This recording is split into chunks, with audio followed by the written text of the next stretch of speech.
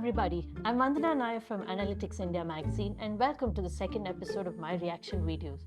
Today I'll be reacting to some of the key elements that transpired during the hearing of AI in the Senate Judiciary Subcommittee on Privacy, Technology and the Law that took place a couple of weeks ago in Washington. Pretty interesting, pretty deflective, a lot of things happened there. And now for some introductory remarks.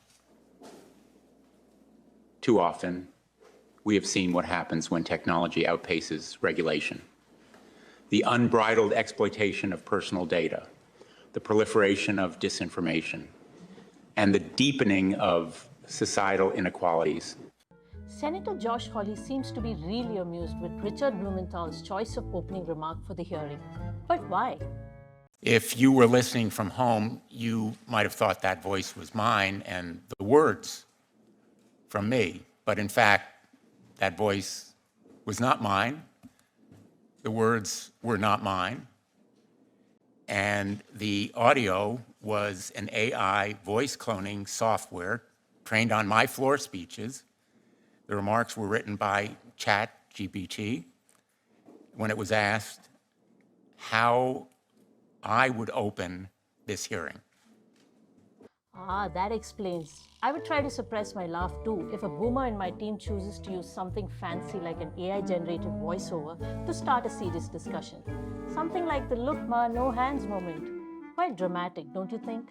In what is supposed to be a first of the many hearings to come, as explained by Senator Blumenthal, these Senate hearings are meant to demystify and hold new technologies accountable to avoid mistakes of the past. Yeah, we know how these hearings go every time. So, how do you sustain a business model in which users don't pay for your service? Senator, we run ads. I see. Mr. Chu, does TikTok access the home Wi-Fi network?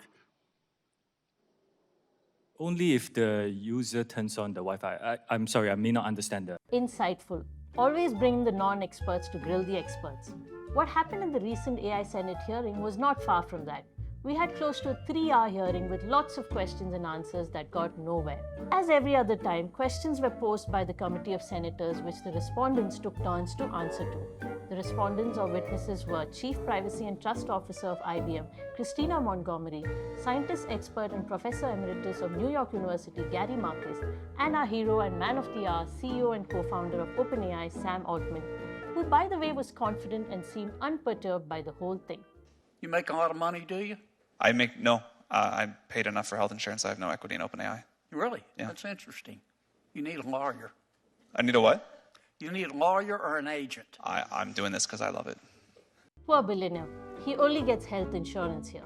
The questions framed by the Senate were quite interesting, but the problem was, like every other previous hearing on technology, there were really no follow-up questions to the witnesses' responses, maybe owing to time constraint or just a lack of knowledge.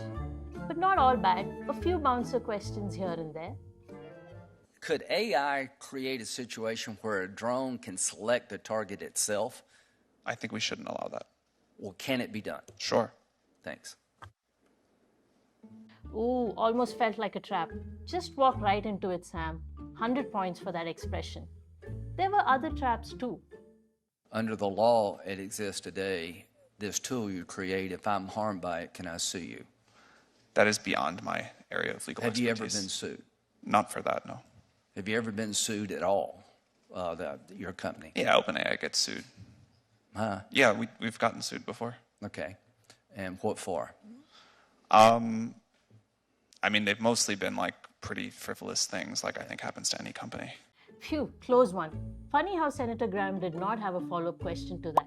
I had so many. We don't have an ad-based business model, so we're not trying to build up these profiles of our users. We're not trying to get them to use it more. Actually, we'd love it if they use it less because we don't have enough GPUs. Really? Was Sam trying to be sarcastic here? These guys are all about expansion at the moment, launching new features such as plugins, subscription models, and now an app on Apple Store. OpenAI is all out of making sure everyone uses ChatGPT. What's more, there are even world tours lined up for Sam Altman to spread the word of the chatbot, the one that pushed the whole AI situation to what it is today. Moving on to AI safety regulations, there was quite a bit that happened there. Mr. Altman, why are you so willing to have an agency? Senator, we've been clear about what we think the upsides are, and I think you can see from users how much they enjoy it and how much value they're getting out of it, but we've also been clear about what the downsides are, and so that's why we think we need an agency. Did he just agree to having an agency for regulation? Kind of surprising. Though OpenAI has been on a mission in the last couple of months to make us believe that the company prioritizes AI safety in their models, not once did they give clarity on how they would go about it. Last month, Altman mentioned that they are not working on the next advanced model GPT-5, but instead will focus on GPT-4's safety. They also introduced a new feature where users can choose to not allow ChatGPT to use their data for training, and also an option to remove chat history. But nothing else beyond that. And never was there a single mention of having a regulatory body to take care of safety. So is this sudden nod in agreement for an agency a way to appease the Senate? Or is it because he very well knows that the so-called agency will not happen anytime soon? We don't have an agency. Regulators. Wait a minute. Nope. We don't have an agency that regulates the technology. So should we have one? But a lot of the issues, I don't think so. Yeah, Montgomery didn't get the memo on the act and agreement bit. Talk in plain English and tell me what, if any, rules we ought to implement. And please don't just use concepts. I'm looking for specificity. Number one, a safety review like we use with the FDA prior to widespread deployment. If you're going to introduce something to 100 million people, somebody has to have their eyeballs on it. There you go. Okay, that's a good one. Not sure I agree with it, but that's a good one. What else? You didn't ask for 3 that you would agree with. Ha, witty. The dedicated professor who has been crusading for AI safety and wanting a pause in developing advanced AI models, Marcus pulled no surprise here. He pretty much stuck to what he has always been prophesying. Gary Marcus mentioned his favorite analogy in his intro speech. We have built machines that are like bulls in a china shop. He also did not forget to take a dig at OpenAI, Microsoft, and Google. OpenAI's original mission statement proclaimed, our goal is to advance AI in the way that is most likely to benefit humanity as a whole, unconstrained by a need to generate financial return. 7 years later, they're largely beholden to Microsoft, embroiled in part in an epic battle of search engines that routinely make things up. And that's forced Alphabet to rush out products and de-emphasize safety. Humanity has taken a back seat.